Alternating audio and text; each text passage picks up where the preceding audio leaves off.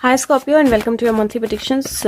हम बात करने वाले हैं अक्टूबर का महीना आपके लिए कैसा होने वाला है। तो वृश्चिक राशि अक्टूबर के महीने के साथ जैसे भी आप कनेक्ट करते हो सन मून राइजिंग, उसके लिए आप ये वीडियो को देख सकते हो। सो लेट्स सी अक्टूबर का महीना स्कॉर्पियोस के लिए कैसा रहने वाला है। वृश्चिक राशि अक्टूबर का महीना। Okay, so we have the first card October का महीना वृश्चिक राशि के लिए।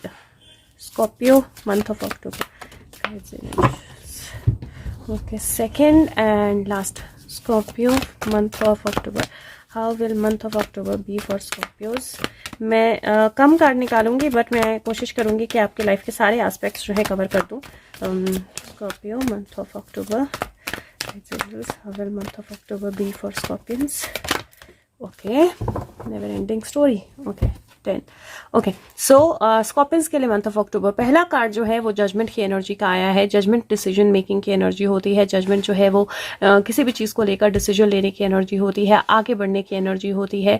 और जजमेंट की एनर्जी हमेशा ये भी बोलती है कि आपको जब आप डिसीजन लेते हो तो आपके पुराने डिसीजंस जो हैं, पुरानी चीज़ें जो हैं, उनको भी साथ में कनेक्टेड रखना, उनको भी साथ में माइंड में रखना बहुत ज़रूरी होता है। जजमेंट जो है एक रिलीज़ की एनर्जी भी होती है, जहाँ पे आप जो बादल हैं, जो लिमिटेशंस हैं, उनसे आप रिलीज होते हो, जिनसे आप एक तरह से आगे बढ़ते हो। जजमेंट जो है वो पास्ट को छोड़कर एक नई लाइफ चूज करने की एनर्जी भी होती है, जहाँ पे आप पास्ट की एनर्जीज जो है उनका इम्पैक्ट छोड़ देते हो और आप एक नई लाइफ जो है वो आप अपने लिए चूज करते हो। ये मंकी किंग की एनर्जी है, मेजर अरकाना है। इट लुक्स लाइक कि ये महीना जो है कुछ बड़े डिसीजंस लेकर आएगा आपके लिए।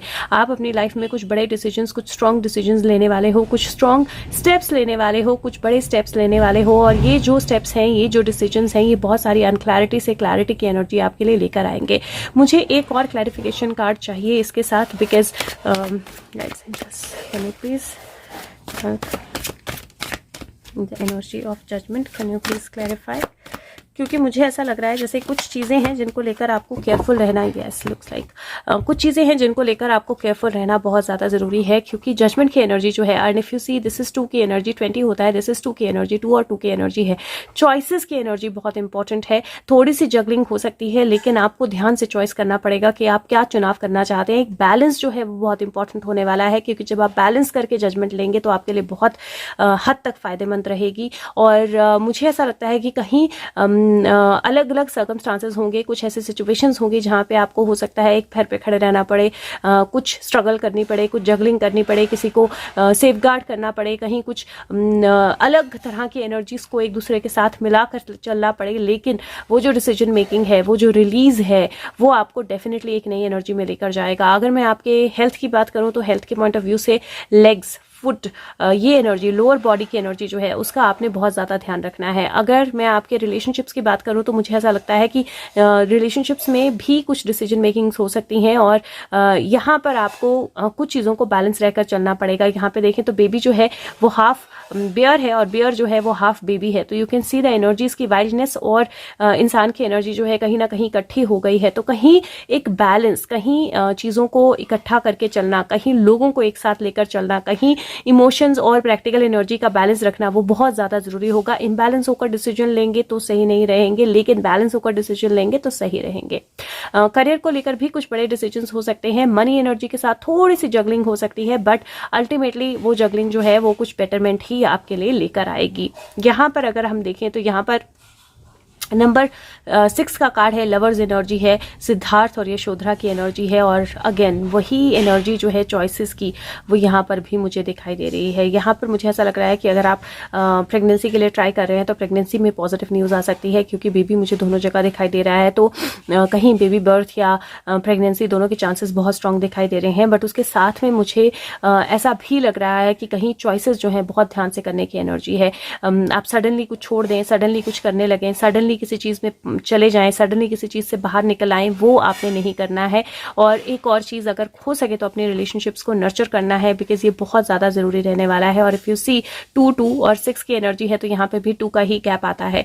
और लास्ट कार्ड जो है आपके लिए वो नेवर एंडिंग स्टोरी है, 37 है, नंबर 10 बनता है। नेवर एंडिंग स्टोरी का कार्ड जो है वो बोलता है कि कुछ चीज़ें ऐसी होती हैं हमारी लाइफ में जो आपको लगता है कि ये हमेशा ऐसे ही चलती रहेंगी, इसका कोई अंत ही नहीं है, ये बार बार सेम चीज़ें रिपीट क्यों हो रही हैं। एंड कुछ चीज़ें जो है हमारी लाइफ में कई बार रिपीटेटिव मोड पे आ जाती हैं, लेकिन उस रिपीटेटिव मोड को ख़त्म करना भी हमारे ही हाथ में होता है। हम ही उस रिपीटेटिव मोड को ख़त्म कर सकते हैं, हम ही उस रिपीटेटिव मोड को चेंज कर सकते हैं जब हम अपने ईगो की एनर्जी से बाहर आ जाए, या हम क्रिटिसिज्म की एनर्जी से बाहर आ जाए, या हम ड्रामास में इंडल्ज ना हो। और ये जो कार्ड है ये कहीं ना कहीं आपको ये बताता है कि किसी चीज़ को लेकर या तो आप रिजेक्शन को लेकर, ह्यूमिलेशन को लेकर परेशान हो रहे हो, या आप बहुत ज़्यादा सेल्फ ऑब्सेस्ड और एरोगेंट हो रहे हो, और दोनों ही चीज़ों में क्या होता है, अननेसेसरी ड्रामा होता है। और ये जो एनर्जी है, ये जो स्टोरी है, ये तब तक रिपीट होती रहेगी जब तक आप इस स्टोरी को चेंज नहीं करोगे। And that is very very important कि आपको जानना है कि आसमान नहीं गिर रहा है। जो नेगेटिव वॉइस आपके अंदर है वो बहुत ज़्यादा छोटी वॉइस है, वो आपको प्रोटेक्ट करना चाहती है, और इसीलिए आप अपने आप को विक्टिम की तरह देखते हो, या आप दूसरों को विक्टिम बनाते हो। तो ये एक एनर्जी है जहाँ पे डिस्टॉर्टेड गाइडेंस जो है वो आपकी हेल्प नहीं करेगी। You need to be true to your self, and जो स्टोरी नर्चरिंग है, पॉजिटिव है, वो अपने आप को बताओ। कई बार रिलेशनशिप्स में भी ऐसा होता है जहाँ पे आपका हार्ट जो है पेन फील करता है, क्योंकि निग्लेक्ट होता है, या आपको फियर होता है, या सेल्फ एस्टीम के इश्यूज हो जाते हैं, या फिर कहीं ईगो बहुत हावी हो जाती है। और अगर इन सारी एनर्जीज में होंगे तो रिजेक्शन और लोनलीनेस की एनर्जी होगी, अबेंडनमेंट की एनर्जी होगी, और वो आपको हेल्प नहीं करेगी। लेकिन आपके अंदर कंपैशन भी है, आपके अंदर वो एबिलिटी भी है, तो उस कंपैशन को यूज कीजिए। दूसरा कि अपने प्रोफेशन में भी आपने ध्यान रखना है कि फियर या एनवी या ग्रीड या कोई भी नेगेटिव एनर्जी और अपने आप को विक्टिम बना लेना, वो आपको बिल्कुल भी हेल्प नहीं करेगी। अपने आप को दूसरों से कंपेयर मत कीजिए, अपनी एनर्जीज को दूसरों की एनर्जी से कंपेयर मत कीजिए, अपनी फाइनेंशियल इनसिक्योरिटीज को मत सोचिए। रादर आपने अपने आप के लिए प्यार अर्न करना है, और जितना ज्यादा आप कंस्ट्रक्टिव थिंकिंग करेंगे उतना ज्यादा बेटर एनर्जीज जो है वो आपकी लाइफ में आएंगी। तो इस महीने मैं आपको बोलूँगी कि आप अपनी चॉइसेस जो हैं वो सोच समझ के कीजिए, बड़े डिसीजंस जो हैं सोच समझ के लीजिए, सब चीज़ों को बैलेंस में लेके चलिए। एक और चीज़ जो है वो भी मैं देख लेती हूँ, क्योंकि जो ये बुद्धा कार्ड्स हैं, इन कार्ड्स में भी समवेयर की वर्ड्स या जो स्टोरीज हैं वो हैं, और वो स्टोरीज जो हैं वो डेफिनेटली कई बार एडिशनल मैसेज देती हैं, और आपके लिए मुझे लगा कि मुझे देख लेनी चाहिए, तो मैं देख रही हूँ। और ये एनर्जी जो है ये कहीं ना कहीं चॉइस की एनर्जी है, और चॉइस की एनर्जी में अगर आप प्यार चूज करेंगे तो वो सबसे ज़्यादा बेहतर रहेगा, और अगर आप नफरत चूज़ करेंगे या नेगेटिविटी चूज़ करेंगे तो वो सबसे ज़्यादा प्रॉब्लमेटिक हो जाएगा। तो कोशिश कीजिए कि आप प्यार चूज़ करें ओवर एनीथिंग एल्स, और उससे आप ये जो नेवर एंडिंग स्टोरी है या जो स्ट्रगल है अपनी, उसको अंत कर सकते हैं। जगलिंग जो है उसको अंत कर सकते हैं। मनी वाइज थोड़ी सी जगलिंग है, थोड़ा सा ध्यान रखने की ज़रूरत है। करियर वाइज भी चॉइसेस आएंगी, पर्सनल लाइफ में भी चॉइसेस आएंगी, ध्यान से कीजिएगा। अगर ध्यान से चॉइसेस करेंगे तो डेफिनेटली प्रेगनेंसी या मदरहुड की एनर्जी भी बेटर होगी आपके लिए। इस बार शाम भी देख लेते हैं, फिर आपका नंबर और कलर बताती हूँ।